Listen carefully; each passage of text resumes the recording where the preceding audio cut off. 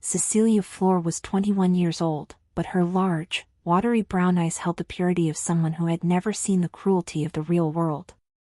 She gripped the handle of her worn fabric suitcase so tightly that her knuckles turned white.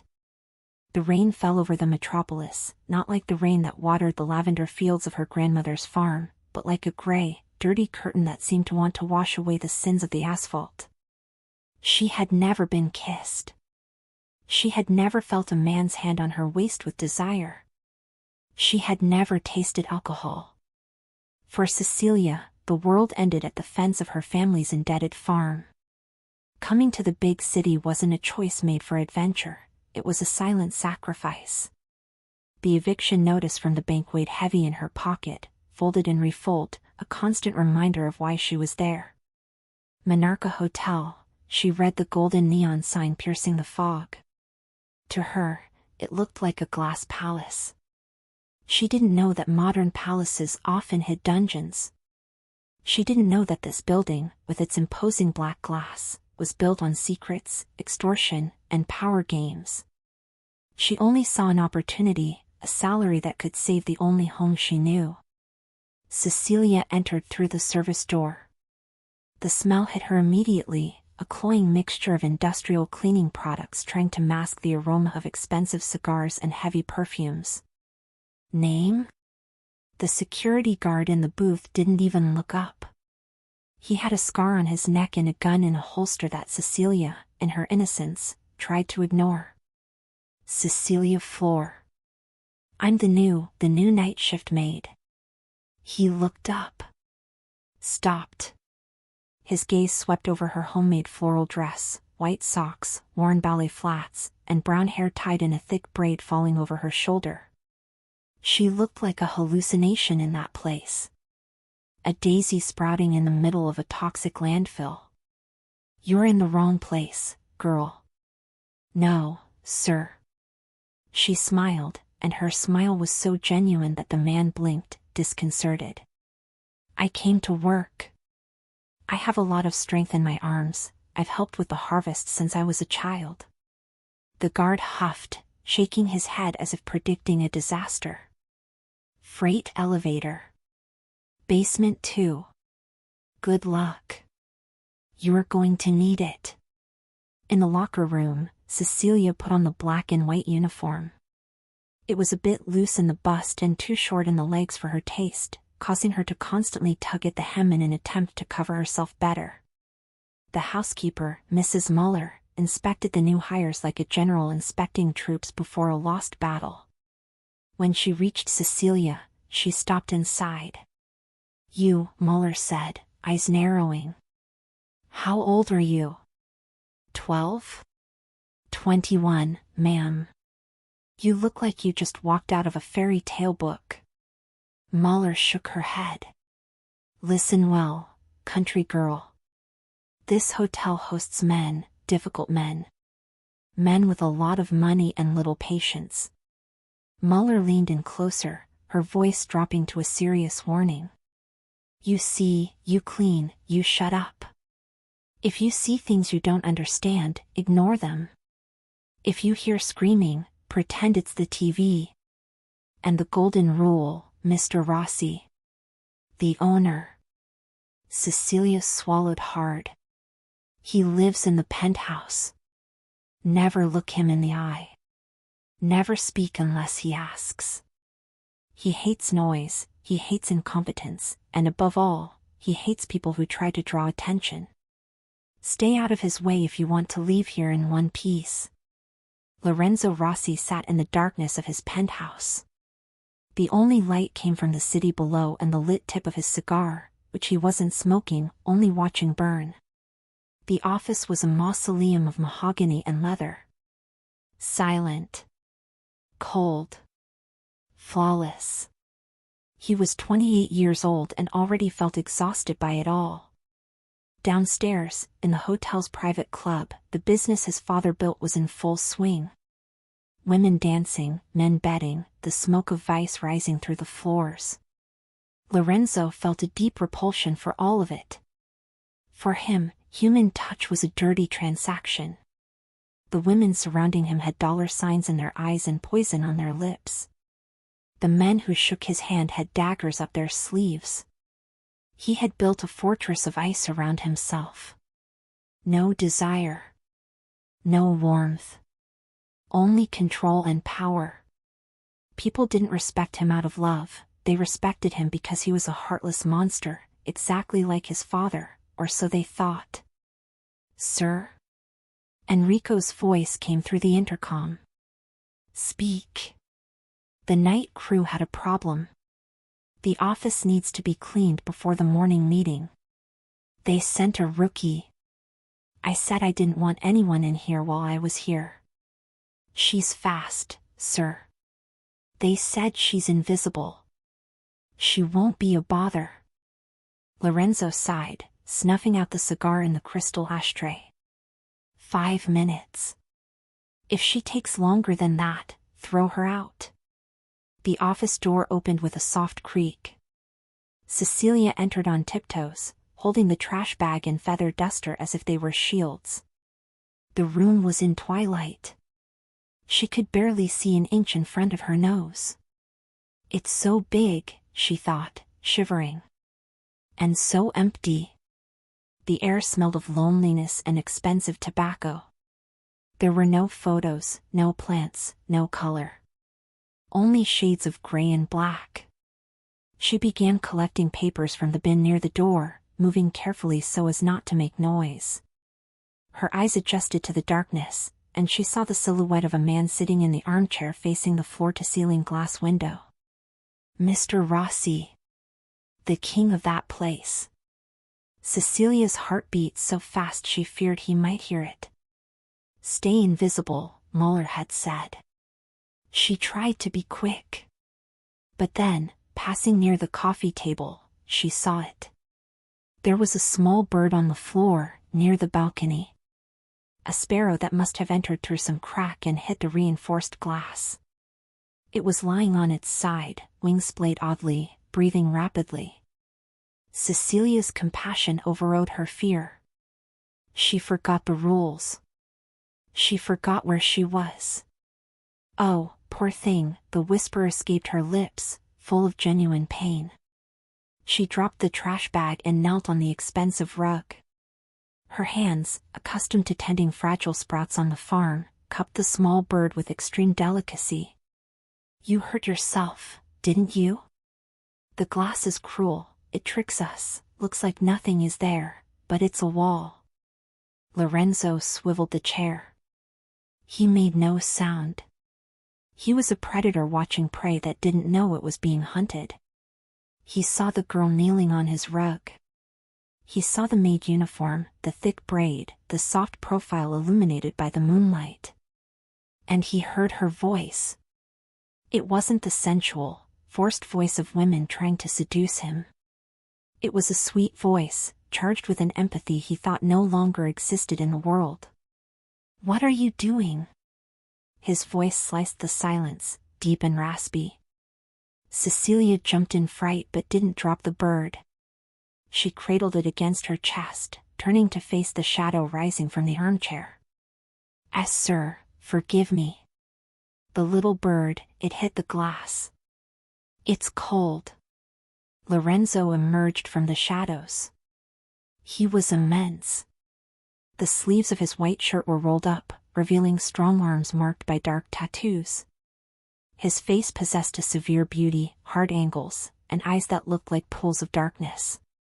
He walked toward her slowly, with the lethal grace of a feline. He expected her to recoil, to tremble in terror, to apologize and run for the door. But she stayed there, on her knees, protecting that useless, broken thing with her own body, looking at him with large, frightened, but defiantly gentle eyes. "It's a rat with wings," Lorenzo said, stopping above her, his shadow swallowing her light. "Throw it in the trash and finish your job." Cecilia widened her eyes, horrified by the casual cruelty. "No." The word came out before she could think. "It has a heart, sir. It feels fear. Look how it's trembling." She held out her hand slightly, showing the shivering little animal. And then, she looked directly into Lorenzo's black eyes, breaking the most important rule. Everything that lives deserves a little warmth, sir. Even if it's small. Don't you feel that? Time stopped in the office. Lorenzo Rossi was used to being feared, obeyed, or seduced. He wasn't used to being questioned about feelings. He hadn't felt anything in years. It was part of what made him good at his job. But looking at that simple girl, smelling of field flowers invading his sterile sanctuary, he felt a strange twinge in his chest. An irritation that felt more like curiosity. He crouched in front of her, getting to her eye level. The proximity hit him. She didn't wear expensive perfume. She smelled of simple soap and rain. It was a clean scent. Dangerous to his control. I feel nothing, little flower, he whispered, his voice dangerously low. Feeling is a weakness that kills men like me. And if you're smart, you'll get out of my room before I decide you're as fragile as that bird. Cecilia swallowed hard. She saw the darkness in his eyes, saw the insurmountable barrier he had erected. But she didn't see a monster. She saw a man locked in a glass tower. I will leave, sir. She stood up, holding the bird carefully against her chest. But I'm taking him with me. She walked to the door but stopped with her hand on the knob, turning one last time. Cold preserves things, Mr. Rossi. But it also stops them from growing. She left, closing the door softly. Lorenzo stood alone, plunged into darkness again. He looked at the spot on the rug where she had been kneeling. Her scent still hung in the air, challenging the smell of his cigar. He looked at his own hand. It was clenched in a tight fist. Growing, he scoffed at the silence. Growing hurts. But for the first time in years, the darkness of his office felt too heavy. The next morning arrived with a leaden sky. Cecilia had barely slept. The sparrow was safe in a shoebox lined with cotton inside her locker in the changing room, fed with breadcrumbs from the staff breakfast. She was scrubbing the marble floor of the lobby, her knees aching, when Mrs. Muller's shadow fell over her. The housekeeper looked pale, her lips a thin line of tension. Get up, Flor. Muller's voice trembled slightly. Mr. Rossi wants to see you. Now. Cecilia's bucket almost tipped over. Panic froze her stomach. Is he going to fire me? Because of the bird? I don't know what you did, girl. But no one gets called to the penthouse twice in less than 24 hours and comes back smiling. Go. And if he's angry, for the love of God, just apologize and leave.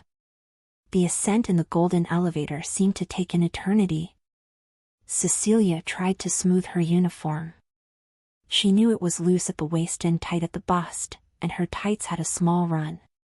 She felt sloppy, unworthy of stepping into that glass sanctuary. When the doors opened, the office was different.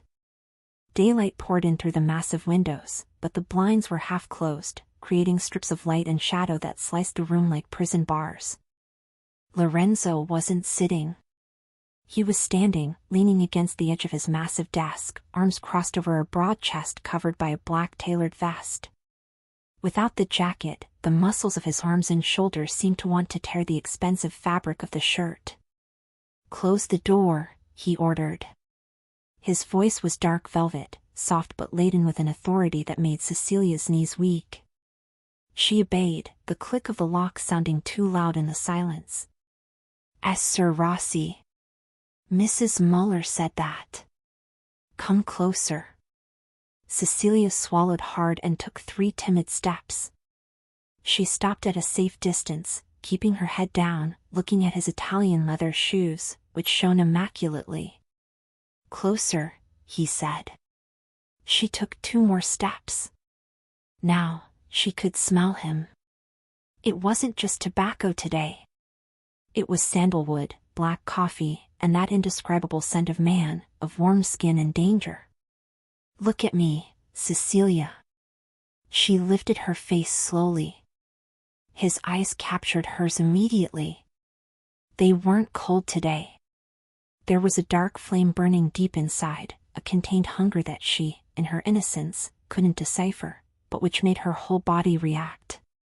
A strange, heavy heat bloomed in her lower belly, a sensation she had never had before. "Your uniform is a mess," he said, his voice dropping an octave.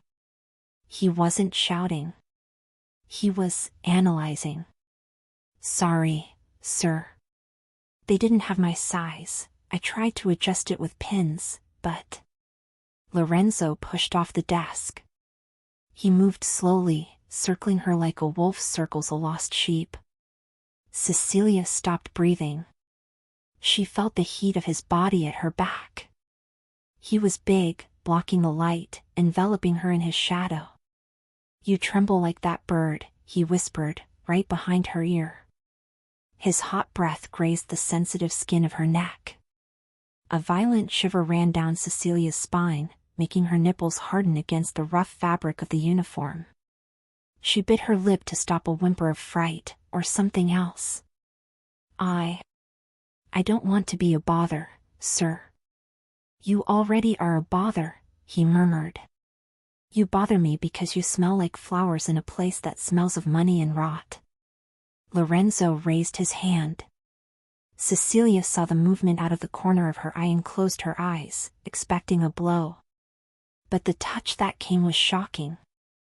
His long, calloused fingers touched the nape of her neck, pushing the heavy braid aside, exposing her neck. His skin was rough, hers soft as silk. The contrast was electric. Cecilia gasped. His touch seemed to burn, branding her skin like a hot iron, but at the same time, her legs felt like they had turned to water. She wanted to run, but her feet were nailed to the floor. "So fragile," he said, tracing the line of her spine with his thumb over the thin fabric. "Such a thin neck. It would be so easy to break." He was testing her, playing with her fear. But as he touched her skin, Lorenzo felt her pulse skyrocket under his fingers. Her fear had a sweet, intoxicating scent. And seeing her chest rise and fall rapidly, her mouth parted, the flush rising up her cheeks, that ignited something primal in him. He didn't want to break her. He wanted to see how far she could take it before falling apart. He walked around, facing her again. He was too close. Invasive. He lifted his hand again and, with the tip of his index finger, touched her chin, forcing her to hold his gaze. "Are you afraid of me, Cecilia?" "Why, yes," she whispered, too honest to lie. "Good." His thumb grazed her lower lip, pulling it down slightly. The gesture was possessive, intimate, almost obscene. Cecilia's heart hammered against her ribs as if it wanted to jump out into his hand. The touch on her lip made her mouth tingle. She felt a vertigo, the world spinning around those black eyes that seemed to swallow her whole. "Fear keeps you alive," he continued, hypnotic. "But tell me, if you're so afraid, why didn't you run when I touched you?" Cecilia didn't know the answer. She was confused. His touch was terrifying, but there was a magnetism, a gravity pulling her to him. She felt small, dominated, and, in a way her innocent mind couldn't process, she felt seen. I need the job, sir." Lorenzo let out a short, humorless laugh, but didn't move his hand from her face. "Money. Always money." He slid his hand from her chin to the collar of her uniform. His fingers grazed the skin above her breast as he adjusted the crooked collar. It was a deliberate, slow touch. He saw her eyes glaze over, her breath hitch. "I'll have a uniform made that fits you," he said, his voice raspy. "I don't want you walking around my hotel looking like a scarecrow. I want everyone to see exactly whom you belong to. Belong? The word came out in a trembling whisper. Lorenzo stopped. He realized what he had said. Whom you belong to? To the staff? To the hotel? No. The possessiveness in his voice was personal. He stepped away abruptly, breaking the spell. The cold rushed back into the space between them, leaving Cecilia missing the oppressive heat of his body. To the Monarca Hotel, he corrected, turning his back and going to the window. You belong to the team now. Cecilia stood there, dizzy, trying to catch her breath. Her body hummed as if she had been electrocuted. The skin where he touched still tingled. You may go, he said, without looking back. And Cecilia? Yes, sir. The bird.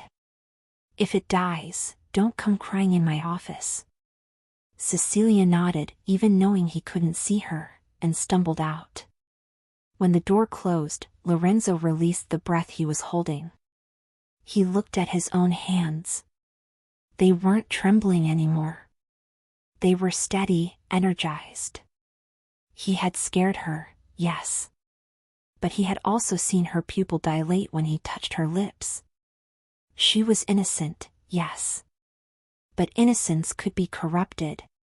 Or, worse, innocence could be addictive. Lorenzo Rossi didn't sleep. Sleep was a luxury for the innocent, and he wasn't one of them. It was 3 a.m. He was in his private security room, a technological bunker hidden behind a bookshelf in his office. Dozens of screens illuminated his tired face with a blue glow, showing every hallway, every entrance, and every secret of the Monarca Hotel. But his eyes were fixed on only one monitor. Camera 4B. 3rd floor service corridor. There she was. Cecilia. She was pushing a linen cart, stopping occasionally to stretch her back. The image was black and white, grainy, but Lorenzo felt he could see her colors. He caught himself tracking the movement of her hands, the way she tucked a loose strand of hair behind her ear, the same place he had touched hours before. He turned off the screen with a frustrated punch to the control panel. What is wrong with you? He growled at the silence of the room. He should be reviewing the smuggling routes his rivals were trying to use in the port zone. He should be calculating profits. Instead, he was watching a maid clean doorknobs. The feeling in his chest was strange, viscous, and hot. It wasn't just lust.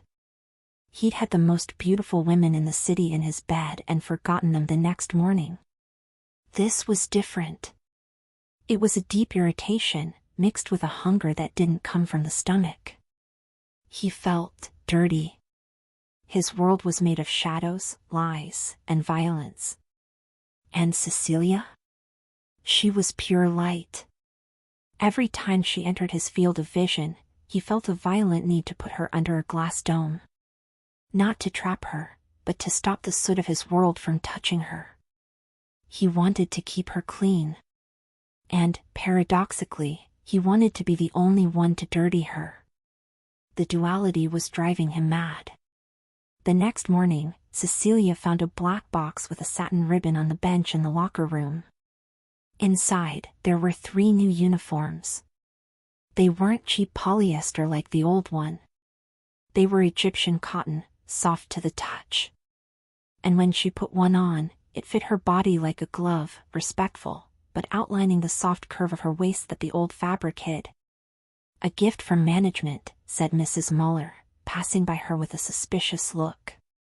Looks like someone upstairs noticed you looked like a potato sack. Cecilia blushed, smoothing the fabric. She knew who had sent it. The memory of Lorenzo's fingers on her neck made her stomach flip in a good and scary way. Floor. Muller called. We have an emergency.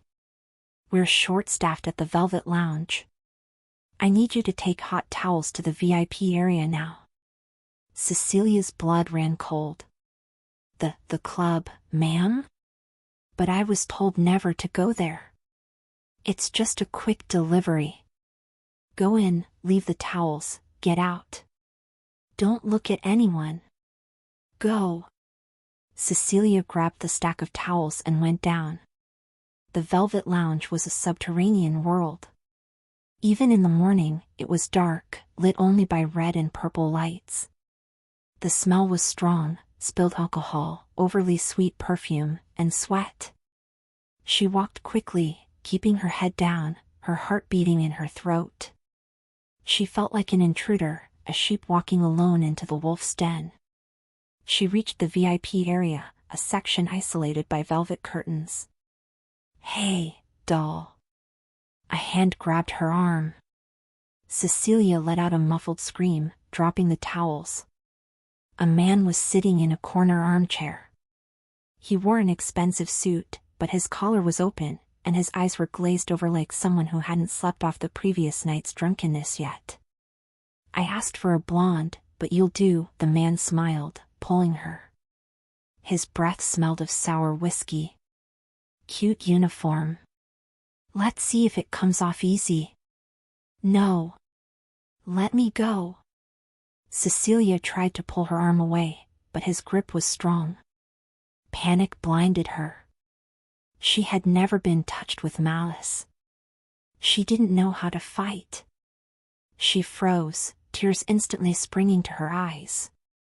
Please, sir. I just work here. Everyone works here, sweetie. How much is your hour?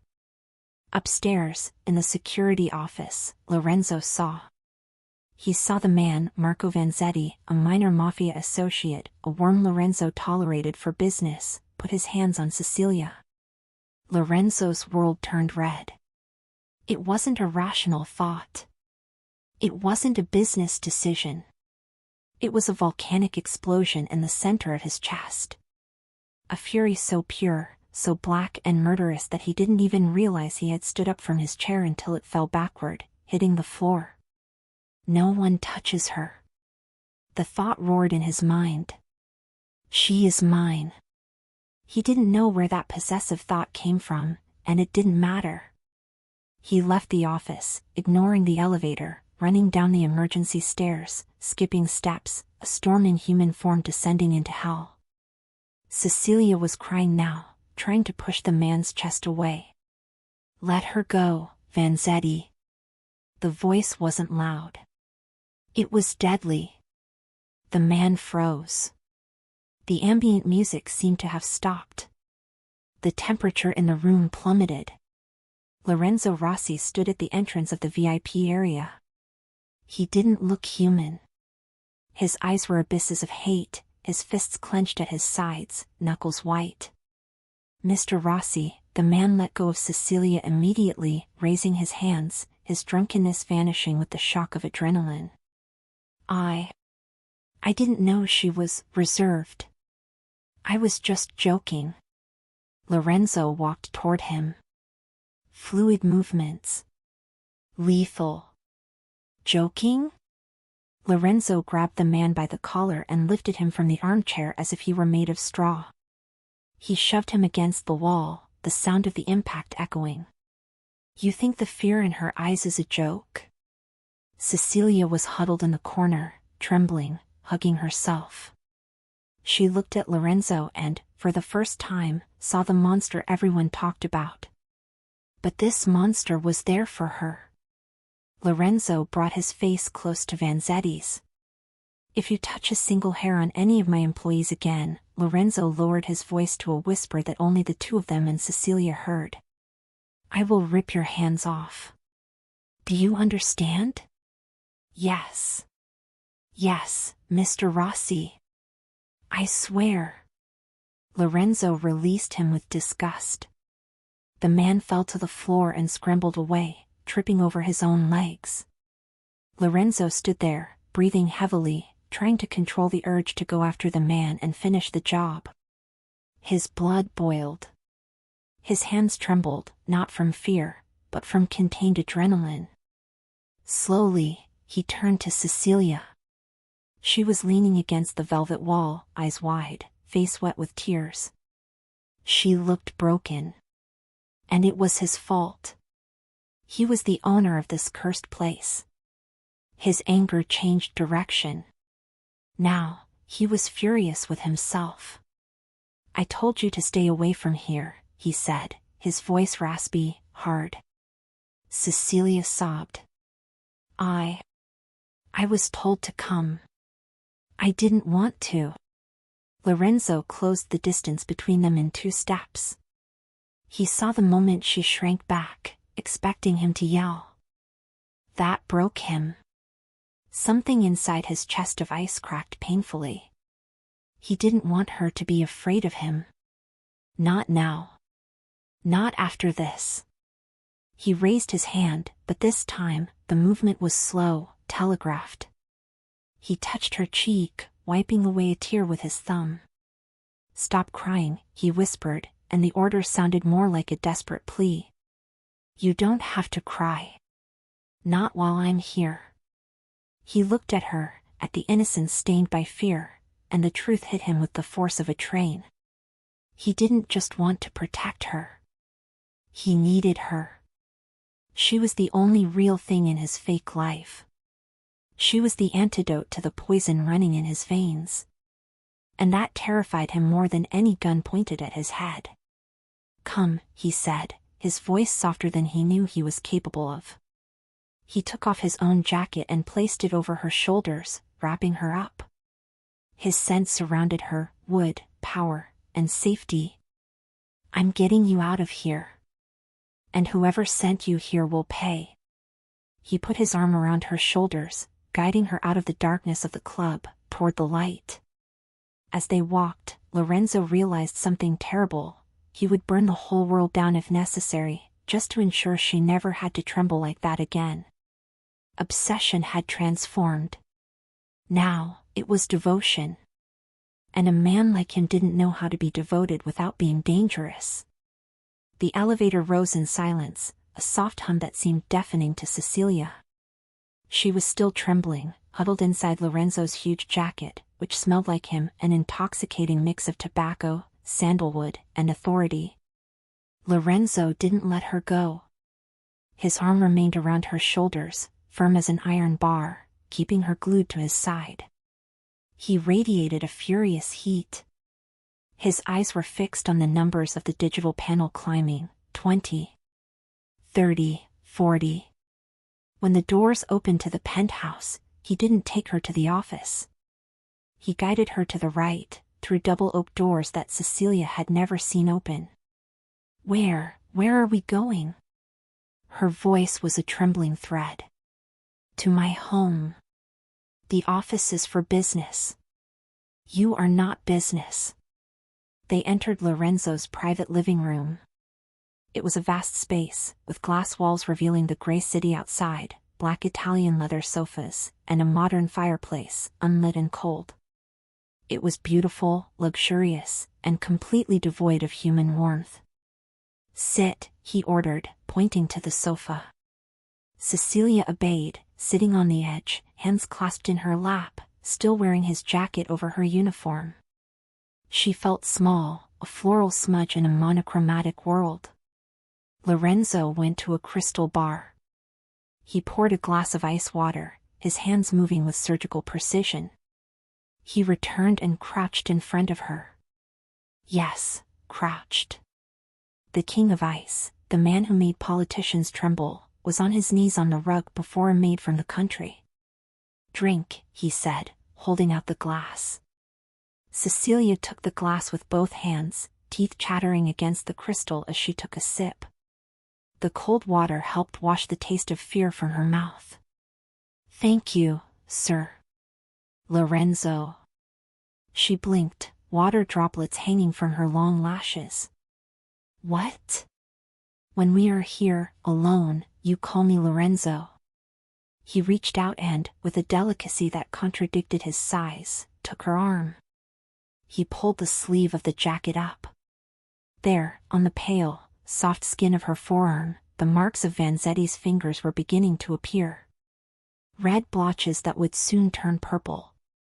Lorenzo's jaw clenched so hard a muscle jumped in his cheek. The air in the room grew heavy, suffocating with the aura of violence emanating from him. "He marked you," he whispered, running his thumb lightly over the redness. "That trash dared to mark what I am trying to protect." Cecilia looked at his hand, large, tattooed, dangerous, holding her arm as if it were made of blown glass. "It doesn't hurt that much," she lied. "Don't lie to me, Cecilia. I know pain. And I know rage." He stood abruptly, went to a hidden fridge, and returned with an ice pack wrapped in a linen towel. He knelt again and pressed the ice against her arm. The relief was immediate. But what made Cecilia's heart race wasn't the ice, it was the way he looked at her while he tended to her. His black eyes were fixed on her face, studying every freckle, every curve of her lips. There was an intensity in it, a raw hunger he could barely disguise.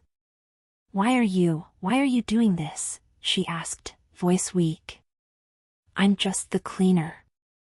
Lorenzo stopped. He held her chin, forcing her to look at him. "You think this is about mopping floors?" He leaned forward, invading her personal space until their noses almost touched. "You brought life to my dead office with a broken bird and a branch of dried flowers. You looked me in the eye when everyone else looks away." His voice dropped to a hoarse whisper. "You aren't just the cleaner, Cecilia. You are the first real thing that has happened to me in 10 years. The living room door opened. Enrico entered, looking flustered, but stopped abruptly upon seeing the boss kneeling at the girl's feet. He cleared his throat, uncomfortable. "Sir. Mrs. Muller is outside. She says it was a misunderstanding." Lorenzo didn't get up. He didn't take his eyes off Cecilia as he spoke, his voice cold as winter. "She sent this girl to the club knowing exactly what would happen. She served her up like fresh meat. What do I do with her, sir?" "Fire her. And make sure she never gets a job in any hotel in the city again. If she steps on the Monarca's sidewalk again, break her legs." Cecilia gasped. "Lorenzo, no. You don't need to hurt anyone." He turned his gaze back to her, and the darkness there was absolute. "Mercy is a luxury I don't have, little flower. She hurt you. That is her sentence." He made a sign, and Enrico left, closing the door. Lorenzo took the ice off her arm. The redness was subsiding. "You're not going down there anymore," he said, decided. "What do you mean?" "I need to work. My grandmother's mortgage. The mortgage will be paid. Double, if you want. But you aren't going back to general cleaning. You aren't going back to the club. And you certainly aren't obeying anyone else but me." He stood up and held out his hand to her.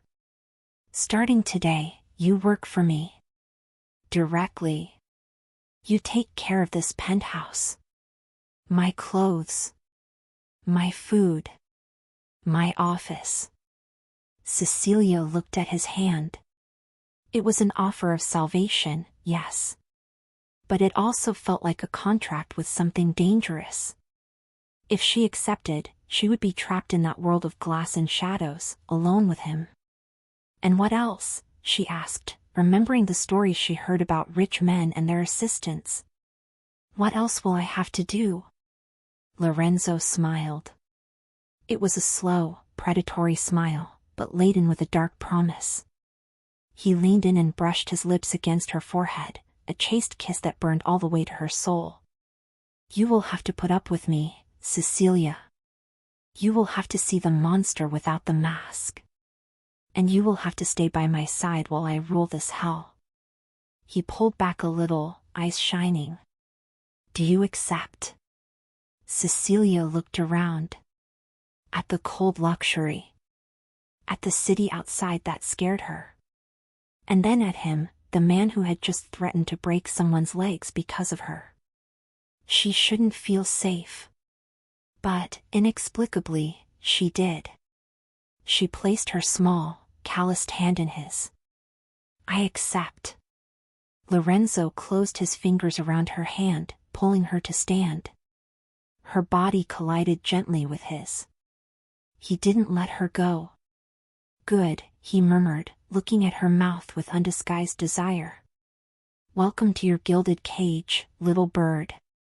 Now, let's see if you learn to sing just for me." A week had passed since Cecilia had been promoted. The penthouse was no longer just a mausoleum of glass and steel, it was starting to smell like home. Lorenzo had given her an unlimited black credit card and a single order: "Buy whatever you need to live here. But don't change my furniture." Cecilia, in her simplicity, didn't buy jewelry or electronics. She bought vases. Dozens of them. And flowers. Now, the living room smelled of white lilies and tea roses. There was a cream-knitted blanket thrown over the black leather sofa that looked like a soft intruder. In the kitchen, which before held only water bottles and whiskey, there were now fruit baskets, spice jars, and the constant aroma of baking bread or simmering stew. It was 8 at night. Rain beat against the panoramic windows. Cecilia was in the kitchen, finishing a risotto. She wasn't wearing the maid uniform anymore. That morning, boxes from designer stores had arrived. Lorenzo hadn't asked for her size, he knew. She wore a champagne-colored silk dress that fell to her knees. It was simple, with thin straps, but the fabric was so light it felt like water running over her skin. She felt naked and, at the same time, the most beautiful woman in the world. The private elevator beeped. Cecilia's heart gave its usual leap. Lorenzo entered. He looked exhausted. His jacket was thrown over his shoulder, tie undone, top buttons of his shirt open revealing the tanned skin of his chest. There was a dark stain on the left sleeve of his white shirt. Blood. But Cecilia had learned not to ask. "If you see blood, it's wine." He stopped at the entrance of the living room, inhaling deeply. Normally, the smell of food nauseated him. It reminded him of the grease from the club downstairs. But this smelled of rosemary, butter, and comfort. It smelled of her. He walked to the kitchen, his steps heavy on the wooden floor. He stopped at the island counter, watching her back as she stirred the pot. The silk of the dress hugged the soft curves of her hips, the fabric shimmering under the warm light of the pendant lamps. "You're wearing the gift," he said, voice raspy with fatigue. Cecilia turned quickly, wooden spoon in hand. Good evening, Lorenzo." "Yes, it's beautiful. But I'm afraid of staining it while cooking." "If you stain it, we buy another." He walked around the island, approaching her like a magnet. "I didn't buy it for you to cook in. I bought it to see how silk looks on your skin." He stopped in front of her. Cecilia had to tilt her head back to face him. He seemed bigger in the kitchen, a dark giant invading her small domestic refuge. His eyes traveled over her body, slowly, unhurriedly, as if savoring a meal before even touching it. His gaze was physical. She could feel where it landed, on her lap, her waist, the modest neckline revealing the creamy skin of her chest. "Did you have a hard day?" she asked, trying to dissipate the electric tension that made her hands shake. "The usual. Wolves trying to bite lions." He looked at the pot. "You made dinner." "I said you could order food from the restaurant." "Restaurant food has no soul," she replied, brave. "Sir, you need sustenance." "You're pale." Lorenzo let out a low, dry laugh. "No one has ever told me I need sustenance. Usually, they say I need a lawyer or a priest." He reached out. Cecilia thought he was going to take the spoon or taste the food. Instead, he slid his hand around her waist, pulling her to stand between his legs, pressing her against the marble counter. Cecilia gasped, dropping the spoon on the rest. His hands were large and hot on her waist, thumbs caressing the silk fabric over the sensitive skin of her ribs. "Smells good," he murmured, leaning in to smell her neck, completely ignoring the risotto. "You smell like peace." "And I am full of war, Cecilia." He buried his face in the curve of her neck, inhaling deeply. His stubble scratched her soft skin, a rough sensation that made her knees buckle. She grabbed his shoulders instinctively so she wouldn't fall. His muscles were hard as rocks under the shirt.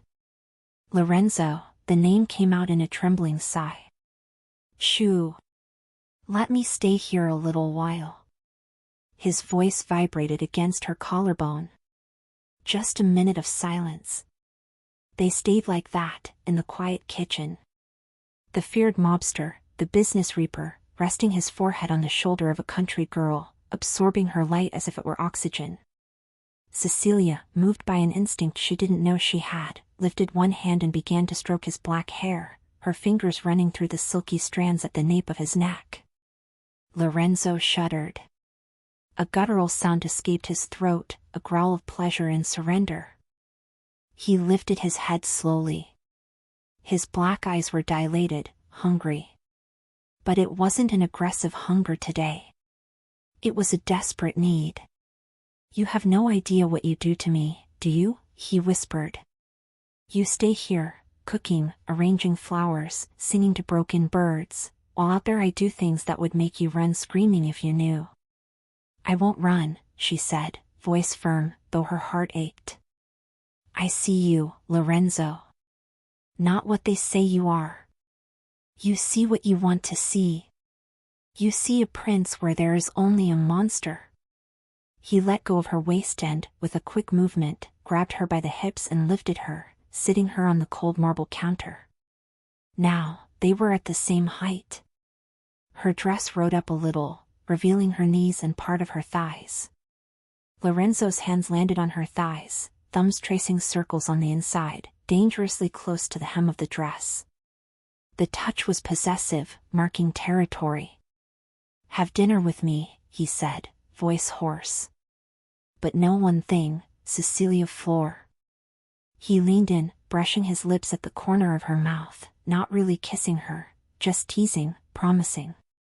"The more you take care of me, the harder it will be for me to let you go when the contract ends. And I'm starting to think a year won't be enough." He pulled away before she could answer, before he lost control and took her right there, on the kitchen counter. "Pour the wine," he ordered, returning to being the boss, though his eyes still burned. "I'm starving." Cecilia got down from the counter, legs shaking, face burning. As she served the plates, she looked at him sitting at the head of the table, watching her like a hawk. She realized the gilded cage wasn't locked from the outside. It was locked because, for the first time in its life, the bird didn't want to fly away. The storm outside was a constant roar, but inside the penthouse, the silence was heavy. Cecilia woke up feeling an emptiness beside her. Not in the bed, for she slept alone in the guest room, but an emptiness in the house. She knew, by some instinctive way she had developed over the last week, that Lorenzo was not okay. She got up, the satin nightgown sliding smoothly over her skin, and walked barefoot to the living room. There were no lights on, only the silver flash of lightning painting the glass walls. And there he was. Lorenzo wasn't drinking. He wasn't breaking anything. He was sitting on the rug, back to the room, forehead resting against the cold glass of the panoramic window. His arms rested on his bent knees. Shirtless, the tattoos on his back looked like maps of an ancient and lonely world. He looked immense against the city, but at the same time, he looked like the loneliest thing in the world. "Lorenzo?" she called, voice soft as a breeze. He didn't turn, nor did he startle. He knew she was there. Maybe he was waiting for her. "The city lights go out when it rains too hard," he said, voice low, distant. "When I was a kid, I thought the rain was washing the world so it could start over." Cecilia approached slowly. She didn't feel fear. She felt a wave of tenderness so strong her chest ached. She sat on the rug beside him, folding her legs, keeping a respectful distance, but close enough for him to feel her warmth. "And today? What do you think?" she asked. Lorenzo turned his face to look at her. In the gloom, his eyes weren't the black holes she had seen on the first day. They were deep pools of sadness. "Today I know the rain only hides things for a while." He sighed, and the sound was like a weight lifting from his shoulders. "I hate thunder, Cecilia." "Why?" "A man so strong." "It's not the noise." He looked away, returning to the window. "It's the memory. When I was 7, my father would lock me in the office during storms. He'd turn off the lights. Said a Rossi couldn't be afraid of the dark or the noise. Said I had to learn to be the king of silence." Cecilia brought her hand to her mouth, horrified. She imagined little Lorenzo, just a boy, locked alone in the dark while the sky fell apart outside, forced to swallow his tears to make a cruel father proud. "I would sit by the window, exactly like this," he continued, voice faltering slightly. "Waiting for the next lightning bolt just to see if I was still in the world. I was so afraid I had been forgotten in the dark forever." He let out a sad laugh. "Pathetic, isn't it? The Reaper, the man everyone fears, is still that scared boy waiting for someone to turn on the light." "It's not pathetic," Cecilia said firmly. "It's human." She couldn't stand the distance anymore. She moved, closing the space between them. "You aren't locked up anymore, Lorenzo. And you aren't alone in the dark." With a courage that came from the heart, she lifted her hand and touched his face. Her palm rested on his cheek, warm and soft against the cold skin and stubble. Lorenzo closed his eyes at her touch, leaning his face into her hand, as if he needed that contact to breathe. He let out a long, trembling sigh. "You have healing hands," he whispered, opening his eyes. They shone, moist. "Why don't you run from me, Flor? I showed you my shadows." "Because your shadows don't scare me." She stroked his face with her thumb.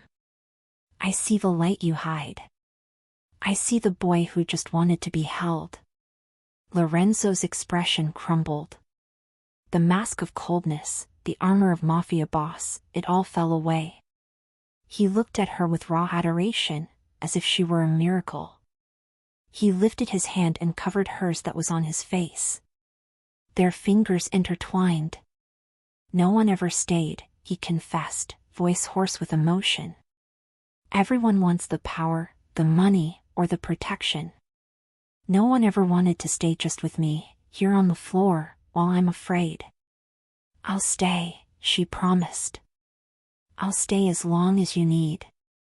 Lorenzo looked at her mouth. This time, there was no fury or violent despair. There was only a gentle gravity. "May I?" he asked, a silent and respectful request. Cecilia didn't answer with words. She leaned forward. When his lips touched hers, it was like the touch of a feather. It was soft, hesitant, almost shy. Lorenzo kissed her as if she were made of glass, as if he were afraid to break her with the intensity of what he felt. He tasted her mouth slowly, savoring the sweetness, the warmth, the life she offered. Cecilia sighed against his lips, her hands rising to his bare shoulders, caressing the marked skin. She wanted to show him, through that touch, that he was loved, that he was worthy. The kiss deepened, becoming a slow dance of tongues and breaths. Lorenzo wrapped his arms around her waist, pulling her onto his lap, but the movement was protective, an embrace that said, "I've got you." He buried his face in her neck, inhaling the scent of lavender and peace. "You are my light," he whispered against her skin, voice choked. "Thank you for turning on the light for me, Cecilia." They stayed there, embraced on the living room rug, while the storm roared outside. But inside that embrace, in the sanctuary they created in each other, there was no fear. There was only the warmth of two lonely hearts that had finally found a home. The morning arrived silent and golden, washed by the storm of the previous night. Cecilia woke up slowly, feeling like she was floating on clouds. She wasn't on the living room rug. She was in Lorenzo's immense bed, wrapped in Egyptian cotton sheets that smelled of him, sandalwood and that clean, masculine scent that was now her favorite in the world. She stretched, touching the empty side of the bed. The sheet was still warm. He hadn't left long ago. On the bedside table, there was a silver tray. Fresh coffee, fruit cut into perfect shapes, and a single sprig of lavender, fresh, which he must have had fetched specifically for her. There was no note. Lorenzo wasn't a man of written words, he was a man of gestures. The bedroom door opened. Lorenzo entered. He was already dressed for the world out there, black tailored trousers, impeccable white shirt, gold cufflinks. The armor was back, but when his eyes landed on her, the visor lifted. His gaze softened instantly. "You slept a lot," he said, voice deep, walking to the edge of the bed. Cecilia pulled the sheet up to her chin, blushing as she remembered the kisses in the living room, how he had carried her to bed and just held her until sleep overcame them. "Good morning, Lorenzo. I invaded your bed. I put you in it," he corrected, sitting on the edge. He reached out and caressed her face with the back of his fingers. "It's the only place where I could close my eyes without seeing monsters." He looked rested, lighter. The constant shadow on his forehead had diminished. "Get dressed," he said, standing up. "I have something to show you before I go down to the office." "Is it about work?" she asked, worried. A rare, lopsided smile curved his lips. "No, Flor. It's about life." Lorenzo guided her up a flight of stairs Cecilia didn't even know existed, hidden behind a discreet door in the penthouse hallway. They went up to the highest point of the Monarcha Hotel, even above the helipad. He opened a heavy metal door, and the morning wind messed up Cecilia's hair. They were on a secluded terrace. But it wasn't an ordinary terrace. Occupying almost the entire space was an old structure of iron and frosted glass. A greenhouse. It looked abandoned for decades. Dirty glass, dry ivy climbing the walls, broken pots scattered on the floor. It was a sad skeleton of something that had once been beautiful. "My mother," Lorenzo began, stopping at the entrance of the greenhouse. He put his hands in his pockets, looking at the ruin with a mixture of longing and pain. She loved plants. She said that if she could make something grow in this concrete, God hadn't abandoned this place. Cecilia looked at him, surprised. He never spoke of his mother. "What happened?" "She died when I was 10. His voice was neutral, but Cecilia felt the weight behind it. "The day she left, my father locked this place. Said flowers were weakness. That they wasted water and time. He let everything die, just like he let her memory die inside the house." Lorenzo turned to Cecilia. The wind ruffled his white shirt, making him look like a fallen angel on top of the world. "I never had the courage to enter here. Nor to have it cleaned. It felt like desecration." He took a step toward her, taking her small hands in his. "But last night, you said cold preserves, but stops things from growing. You were right." He looked around at the dead plants and dust. "I want to give this to you, Cecilia. It's yours." Cecilia widened her eyes, heart skipping a beat. "Mine? Lorenzo, it's huge. You saved a broken bird in my office. You saved me from myself last night." He squeezed her hands. "If there is anyone capable of bringing life back to this dead place, it's you." I want to come home and know there is something blooming up here.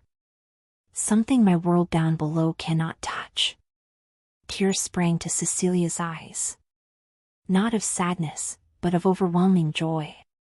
He wasn't just giving her a garden, he was handing her the most sacred memory of his childhood. He was entrusting her with the most vulnerable part of his past. I will do it, she promised, voice choked. I'll make this place the most beautiful garden you've ever seen. It will have jasmine, white roses, and lavender. Lots of lavender to soothe your sleep. Lorenzo pulled her to him, wrapping his arms around her waist. I don't need lavender to sleep, Cecilia. I just need you. He kissed her there, under the morning sunlight. It was a different kiss from the night before. There was no despair, no fear. It was a kiss of promise. A kiss of someone sealing a silent pact of belonging. When they pulled apart, Lorenzo took an old iron key from his pocket and placed it in the palm of her hand. The key is yours. No one else enters here without your permission. Not even me. The moment was broken by the ringing of Lorenzo's cell phone. He answered, and the mask of the boss fell over his face instantly. Jaw clenched, eyes turned cold. Yes. I'm coming down. He hung up and looked at her, the conflict evident in his gaze. He hated having to leave her there, in the light, to return to the shadows. I have to go. Business. Go, she said, smiling and closing her hand over the key. I'll be here when you get back. I'm going to start cleaning. Lorenzo touched her face one last time, as if he wanted to memorize the sensation of her skin on his fingertips to use as a shield during the day.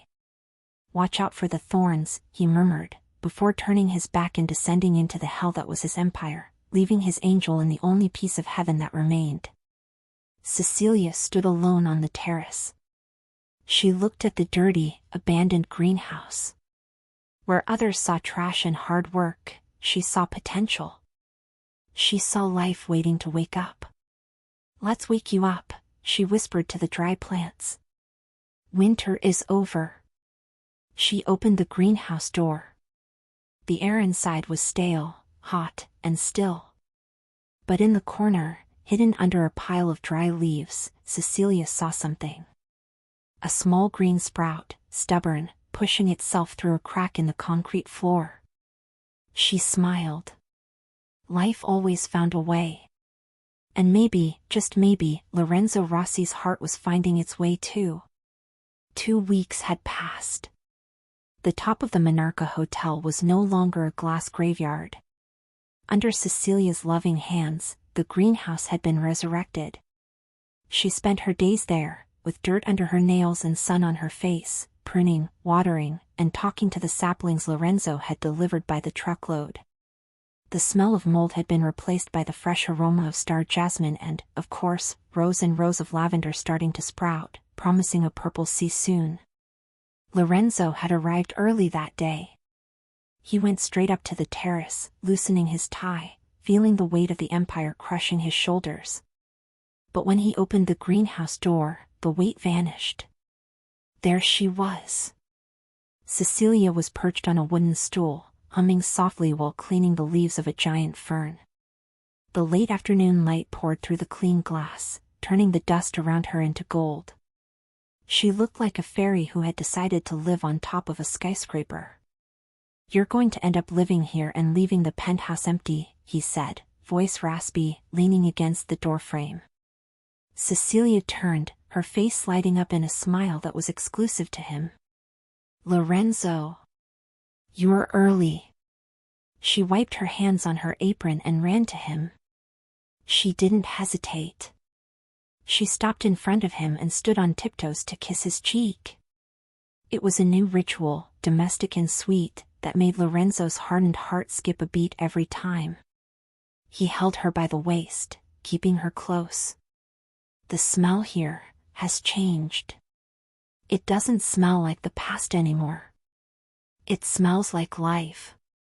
Plants like to be heard, she said simply. And you? Did you like being heard today? Lorenzo sighed, tension returning to his eyes. Today was a loud day, Flor. Raised voices, demands. He let her go slowly and walked among the plants, touching a leaf distractedly. Tomorrow night is the Monarcha Winter Ball. It's the most important event of the year. Politicians, investors, rivals, they all come to pretend they are civilized and drink my champagne. You hate parties, she reminded him.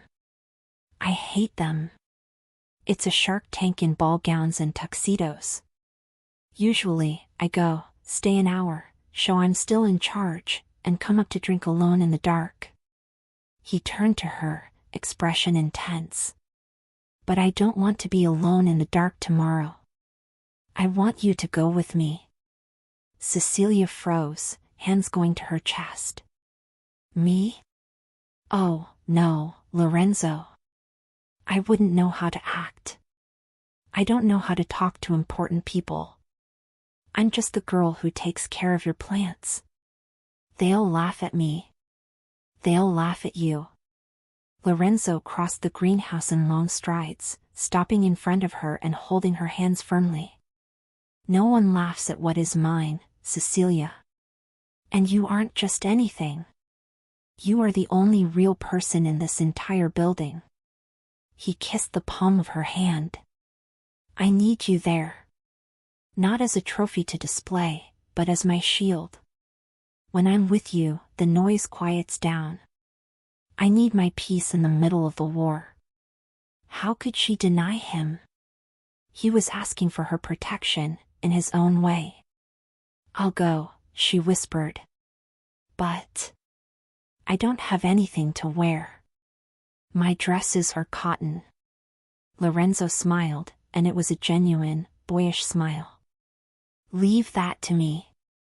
The next evening, a velvet box arrived at Cecilia's room. There was no makeup team or hairdresser. Lorenzo had dismissed everyone. He said he liked her as she was and didn't want strangers touching her. Cecilia opened the box and lost her breath. It wasn't a flashy or vulgar dress. It was a midnight blue velvet dress, dark and deep as the moonless farm sky. It had long sleeves of delicate lace and a discreet sweetheart neckline. It was elegant, classic, and looked like it had been woven from pieces of stars.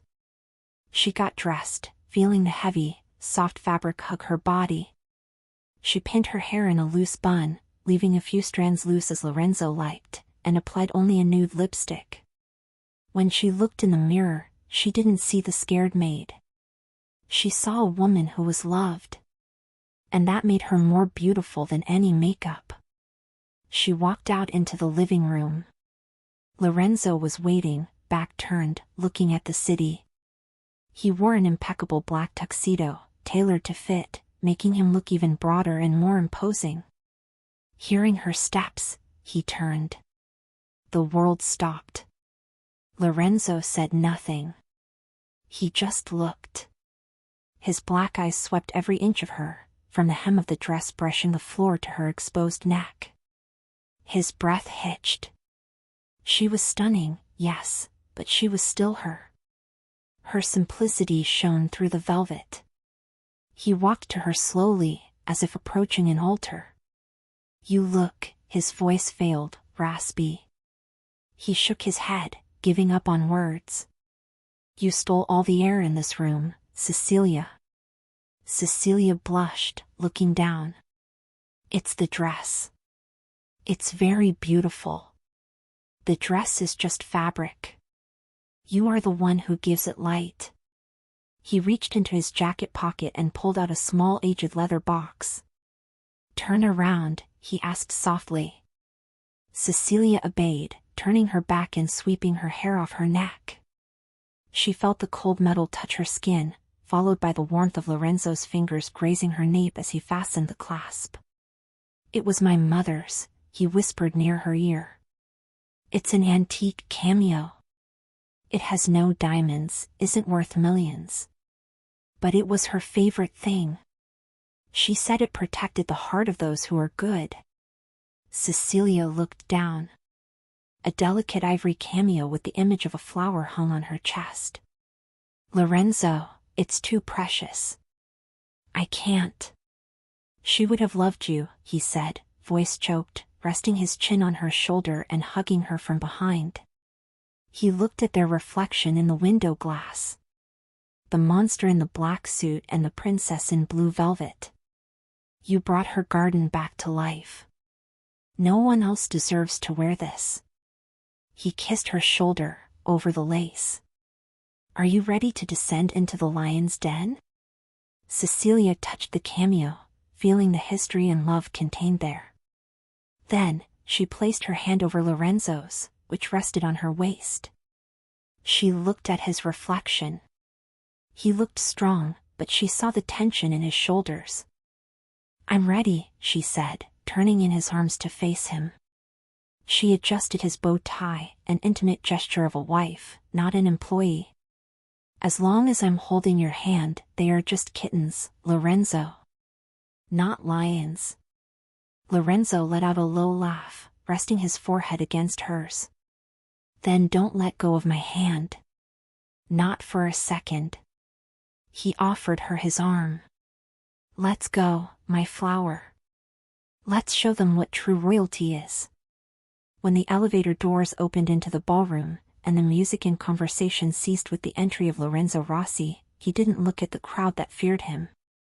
He looked only at the woman by his side, the only person who saw the scared boy beneath the tuxedo, and smiled. For the first time, the King of Ice wasn't alone in winter. When the elevator doors opened into the ballroom, the sound of conversations and clinking crystals ceased almost instantly. It was as if someone had muted the world. 300 pairs of eyes turned to the entrance. They expected to see Lorenzo Rossi alone, with his usual aura of storm and ice. Instead, they saw the dark prince with a girl in a midnight blue dress by his side, her hand resting in the crook of his arm, his late mother's cameo resting on her chest. Cecilia felt her legs tremble. The energy in the room was sharp. She could feel the judgment, envy, and curiosity hitting her like invisible arrows. Breathe, Lorenzo whispered, tilting his head close to hers. He wasn't looking at the crowd, he was looking only at her, as if they were alone on a desert island. They are just ghosts, Flor. We are the only living ones here. He placed his hand over hers holding his arm, a gesture of protection and possession that went unnoticed by no one. They descended the grand staircase. With each step, Cecilia lifted her chin a little higher. She remembered her flowers. They faced storms, scorching sun, and pests, and still, they bloomed. She could do this. When they reached the main floor, the crowd parted like the Red Sea. Mr. Rossi. Businessmen extended their hands, nervous smiles on their lips. Lorenzo greeted them with short, cold nods, never letting go of Cecilia. Who is she? Whispers ran like wind through dry leaves. A foreign heiress? A model? Lorenzo, darling. A tall woman, dressed in vibrant red and covered in diamonds, broke the circle of respect. It was Beatrice, daughter of a rival banker, someone who had spent years trying, unsuccessfully, to capture Lorenzo's attention. She stopped in front of them, eyes sweeping over Cecilia with ill-disguised disdain. What a surprise to see you accompanied. And she looked at Cecilia's hands, where small marks of soil and labor were still visible despite the cleaning. Someone so rustic. Cecilia felt her face burn. She tried to hide her hands in the folds of the velvet. Lorenzo was about to respond, coldness already hardening his jaw, but Cecilia squeezed his arm gently, asking for silence. She looked at Beatrice. Not with anger, but with that disarming candor of the countryside. My hands are rustic because they care for life, ma'am, Cecilia said, voice soft but clear. They plant, water, and harvest. The earth is honest. It doesn't care about diamonds, only care. A shocked silence fell over the nearby group. No one spoke like that in high society. It was too sincere. Too real. Beatrice blinked, caught off guard, but her eyes soon fixed on Cecilia's neck. She paled. That cameo, Beatrice's voice failed. That was Helena Rossi's cameo. The murmur exploded. Everyone knew Lorenzo guarded his mother's memories like sacred relics. Seeing that jewel on the neck of a stranger was a stronger statement than any engagement ring. Lorenzo took a step forward, placing himself slightly in front of Cecilia, blocking Beatrice's view. "Yes," he said, voice calm but projected so everyone could hear. "It belonged to my mother. She valued purity and kindness above any wealth." He looked at Cecilia, and the expression on his face made several women in the hall sigh with envy. For 20 years, this jewel was locked in the dark because there was no one worthy of wearing it. Today, it has finally found its place. Beatrice recoiled as if slapped. The orchestra, sensing the tension, began to play a soft waltz. Lorenzo turned to Cecilia, completely ignoring the elite of Chicago around him. "I haven't danced in 18 years, he confessed softly, only for her. Since my mother left. I promised I would never step on a dance floor again without a real reason." He extended his hand. "Would you do me the honor of breaking that promise, Cecilia?" Cecilia's heart overflowed. She saw the lonely boy in the window, the man who had built walls of ice, now extending his hand to her in front of his entire empire. "Always, Lorenzo." She accepted his hand. He led her to the center of the empty floor. His hand landed firmly on her waist, the other held her hand at heart level. When they began to move, the world around them disappeared. There were no more judging looks, no dirty business, no painful past. There was only the warmth of his body, the scent of sandalwood, and the way he looked at her, as if she were the only source of light in the universe. Lorenzo guided her with surprising lightness for a man of his size. He didn't look at his feet, his eyes were locked on hers, intense, devout. "You're trembling," he murmured. "Everyone is watching," she whispered, resting her forehead on his shoulder. "Let them watch," he replied, pulling her a little closer. "Let them see that the monster found his heart. Let them see that I am no longer just the owner of this hotel or the boss of this city. I am the man who belongs to you." Cecilia lifted her face, eyes misty with emotion. "I never imagined I could feel like a princess. I'm just the farm girl, Lorenzo. Princesses are made of titles and crowns, Flor. You are made of something rarer. You are made of truth. And that makes you a queen in this place of lies." He spun her gently, the blue velvet dress twirling like a piece of the night sky. For a magical moment, Cecilia forgot the debt, the sick grandmother, the fear of the future. She was in the arms of the man she loved, and he held her as if she were the most precious thing in the world. When the music ended, Lorenzo didn't let go immediately. He tilted his head and kissed her forehead, in front of everyone. A kiss of respect. A kiss of adoration. The hall, previously ready to devour her, erupted in applause. Not polite applause, but real applause, earned by the genuine beauty of that moment. But Lorenzo didn't care about the applause. He whispered in her ear. "Let's get out of here. I've shown them my jewel. Now, I want to take you back to my sanctuary, where only I can admire you." He interlaced his fingers with hers and guided her to the exit, leaving behind a stunned ballroom and the certainty that the reign of ice had ended.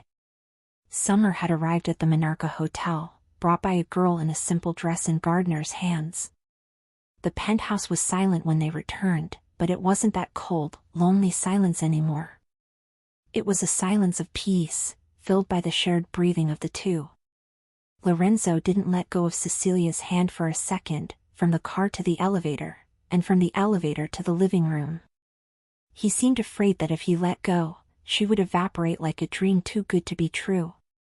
"Are you tired?" he asked, stopping in the middle of the room lit only by the city lights outside. "A little."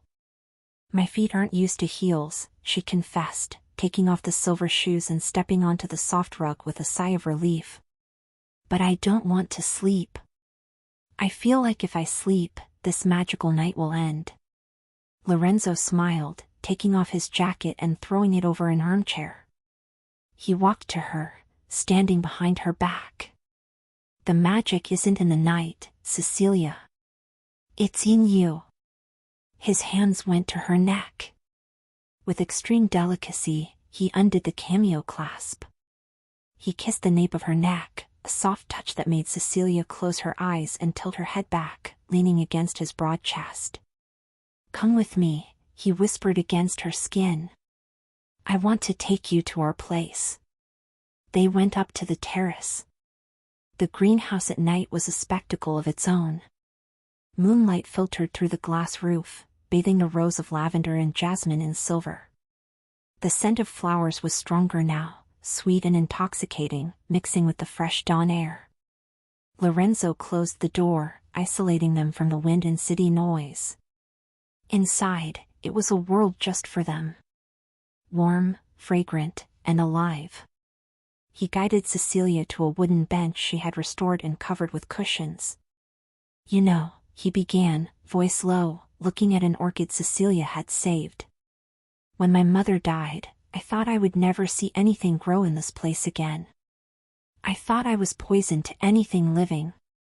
He turned to her, cupping her face in his hands. "But then you arrived. With your calico dress and your hurt little bird. And you weren't afraid of my darkness. You planted flowers in my winter." "Lorenzo," Cecilia's eyes shone. "I love you, Cecilia Flor." The words came out of him not with difficulty, but with relief, as if he had been holding them back for a lifetime. "I love your innocence. I love your courage. I love how you sing to the plants and how you take care of me as if I were worthy of salvation." Cecilia let out a muffled sob, heart overflowing. No one had ever said those words to her like that, with such devotion, with such truth. "I love you too," she whispered, touching his lips with her fingers. "I love the man who cries for the rain. I love the man who protects me. I love you, Lorenzo." Lorenzo closed his eyes, resting his forehead against hers, trembling slightly. Hearing that, knowing he was loved back, healed the last wound of that lonely boy in the window. "Let me love you," he asked, voice hoarse. "Not as the hotel owner. Not as the boss. Just as a man who needs you to breathe." Cecilia nodded. There, surrounded by the flowers she had cultivated, Lorenzo kissed her. There was no rush. There was no desperate urgency of the storm. There was only adoration. His hands went down her back, finding the zipper of the velvet dress. The sound of the zipper sliding down was the only noise in the greenhouse. The dress slid off her shoulders, falling at her feet like a puddle of night sky. Lorenzo looked at her, illuminated by the moon, dressed only in simple white cotton undergarments. He looked at her with sacred reverence. "Beautiful," he murmured, kneeling before her, embracing her waist and resting his face on her belly. "Happiness has a cruel way of making us inattentive." For the first time in years, Lorenzo Rossi woke up without the weight of the world on his back. He woke up with the weight of Cecilia in his arms, her head resting on his chest, her soft breath tickling his skin. Sunlight poured through the penthouse windows, illuminating the mess of clothes scattered on the floor, the velvet dress, the tuxedo, the shoes. Lorenzo looked at that disorder and smiled. It was the most beautiful mess he had ever seen. It meant life. He kissed the top of her head, feeling a peace he didn't know he deserved. He was mentally drafting the papers to pay off her grandmother's farm mortgage. He would have an even bigger greenhouse built there if she wanted. He would do anything. But the intercom buzzed. a long, shrill ring that cut through the peace of the morning like a siren. Lorenzo tensed instantly. Cecilia stirred, mumbling something in her sleep. He got out of bed carefully so as not to wake her, pulled on sweatpants, and went to the panel on the wall. "I said I didn't want to be disturbed," he growled into the microphone. "Sir," Enrico's voice was different. Tense. Trembling. "A package arrived. At reception. No sender. It's addressed to you. But, it's about her." Lorenzo's blood ran cold. "I'm coming down." "No, sir. I'm already up. I'm at the door." Lorenzo opened the penthouse door. Enrico was pale, holding a large manila envelope. He handed it to Lorenzo as if handing over a bomb. Lorenzo opened the envelope right there in the hallway. Inside, there was only a photo.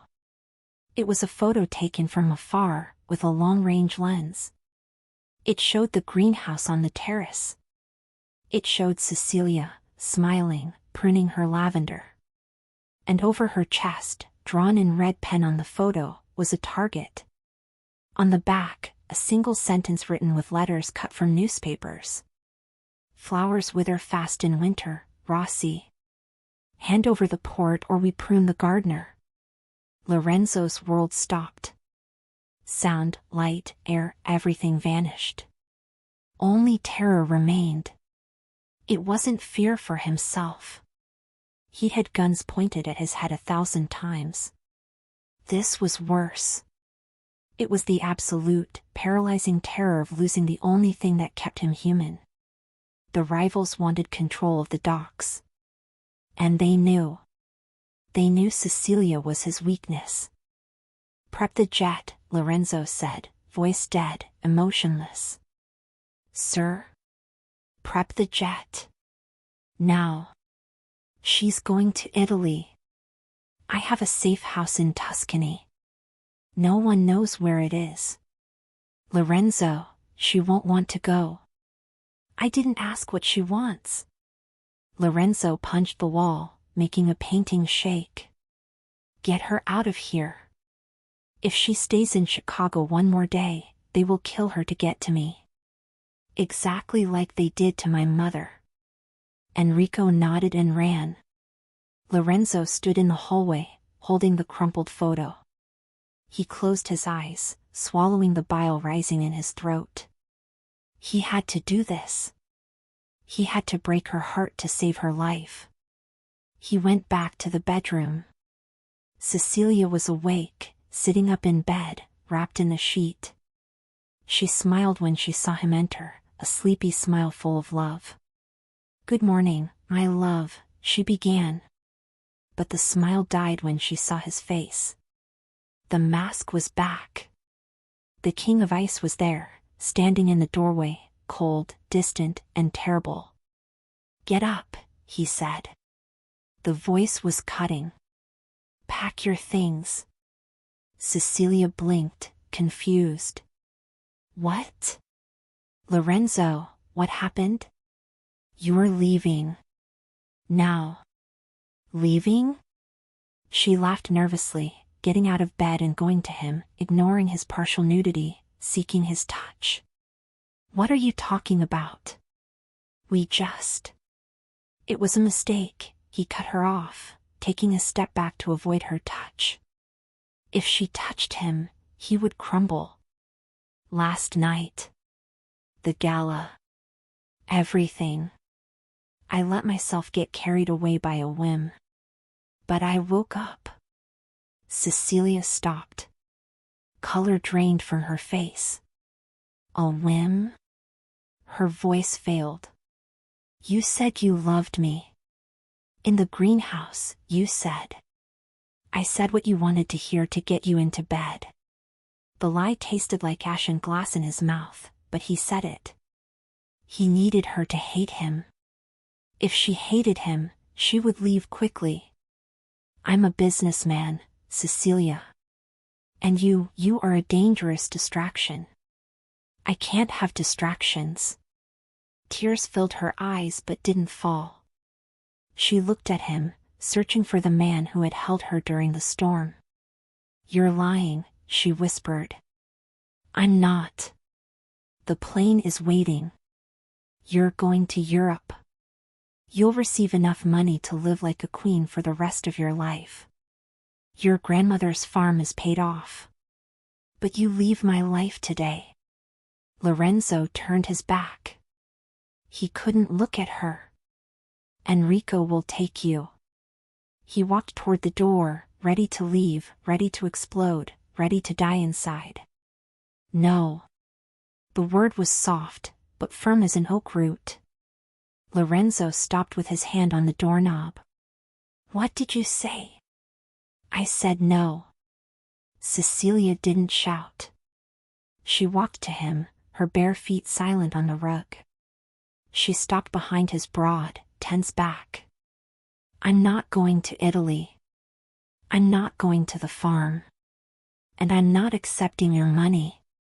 Lorenzo spun around, fury masking the panic. You don't have a choice. Do you have any idea who I am? I give the orders. I know who you are, she said, looking him in the eye, fearless. And I know you are scared. She pointed to his hand, which still held the crumpled photo. What is that in your hand, Lorenzo? He tried to hide it, but she was faster. She took his hand and opened the rigid fingers. She saw the photo. The target on her chest. The threat. Silence fell in the room. Heavy. Terrifying. Cecilia looked at the photo and then at him. She understood everything. The coldness, the sudden cruelty. It wasn't rejection. It was sacrifice. They want to hurt me to get to you, she stated. They will kill you, Cecilia. Lorenzo exploded, grabbing her by the shoulders and shaking her slightly, the mask falling completely.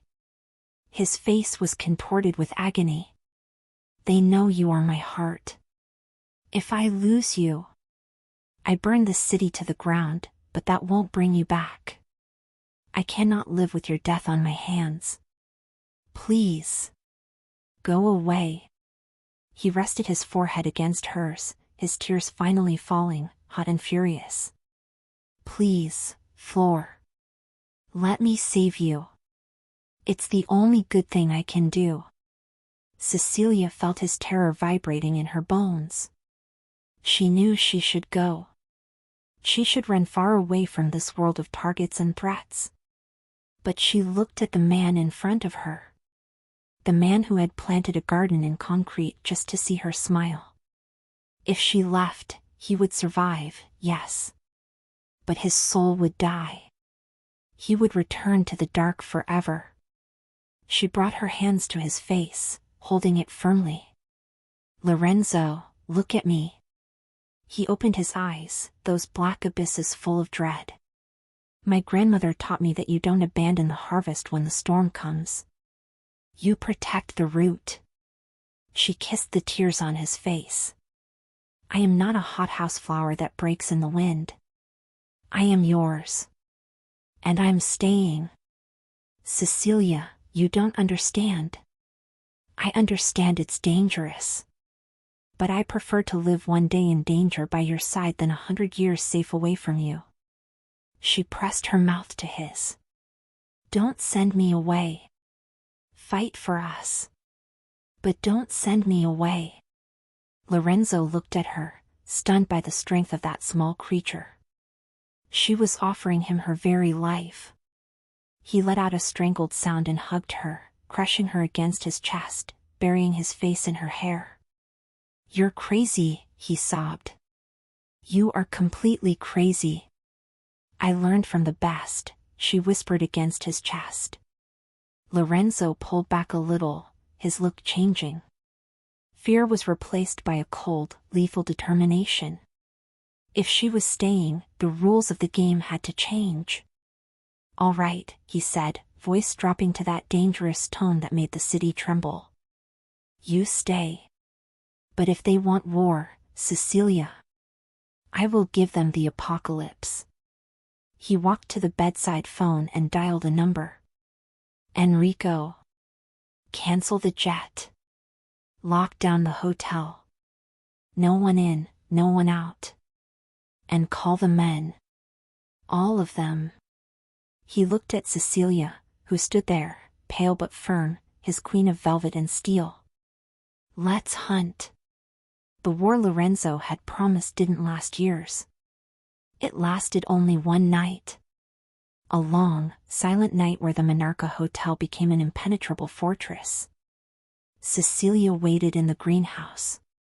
It was the only place she could breathe. She didn't know what was happening down below, in the dark streets of Chicago. She only knew how to pray. She prayed not for Lorenzo to win, but for him to come back whole. For the darkness he had gone to face, not to swallow the light she had lit inside him. When dawn began to paint the sky pink and lilac, the terrace door opened. Cecilia stood up from the bench, heart in her throat. Lorenzo was there. He was still wearing the clothes from the night before. He was without a jacket, the sleeves of his white shirt rolled up. He looked exhausted, with deep shadows under his eyes, but there was no visible blood on him. There was only absolute calm.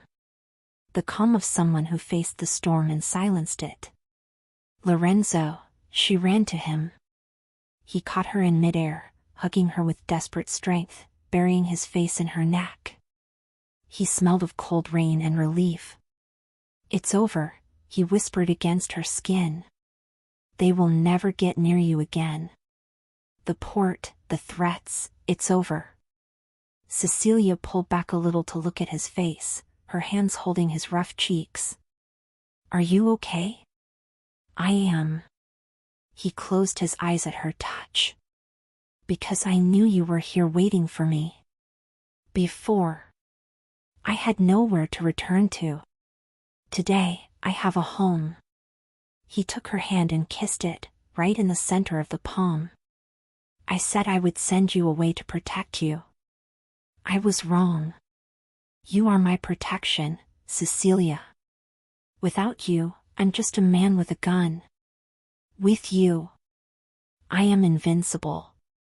The sun broke the horizon, illuminating the greenhouse, making the lavenders shine.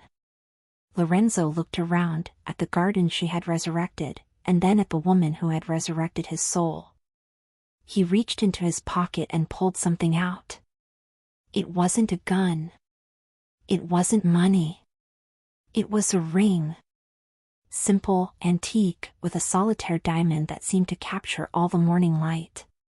This ring belonged to the only woman my father truly loved, before power destroyed him, he said. I kept it thinking I'd never use it. But you don't just deserve to wear it. You are the only reason it still shines. He knelt there, on the damp earth among the flowers. Cecilia Flor, do you accept taking this reformed monster and teaching him to be a man? Do you accept staying with me, in spring and in winter, until the last star goes out? Cecilia smiled, hot tears running down her face. There was no fear. There was no doubt. Yes, she replied, voice choked. I accept. I stay. Forever. Lorenzo placed the ring on her finger and stood to kiss her. It was a kiss of celebration, of life, sealing their fate under the glass roof of the world they built together. 5 years later. The Monarca Hotel was still the most imposing building in the city, but something had changed. The lobby was no longer just cold marble, now, large vases of fresh flowers decorated the entrance, changed daily.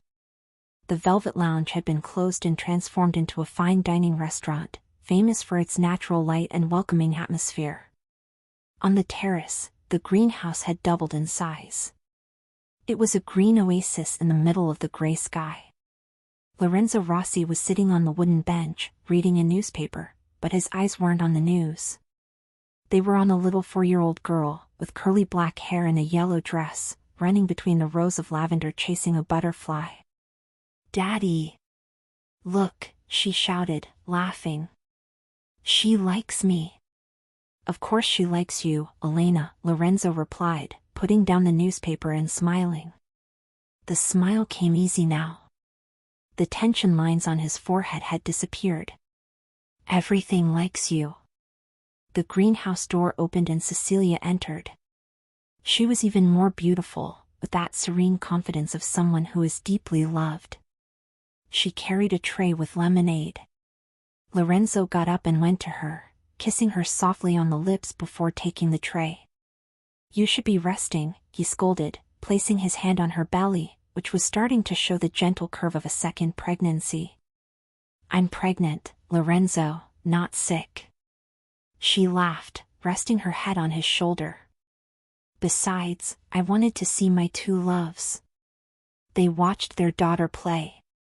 The girl tripped, but before she could fall and cry, Lorenzo was already there, holding her. "I got you," he said, lifting her in his arms. Cecilia looked at them. The feared reaper, the man who once thought his touch was poison, now held life in his arms with the delicacy of a guardian. He looked at Cecilia over his daughter's head, and the look they exchanged was worth more than all the gold in the vault downstairs. The world outside was still cold.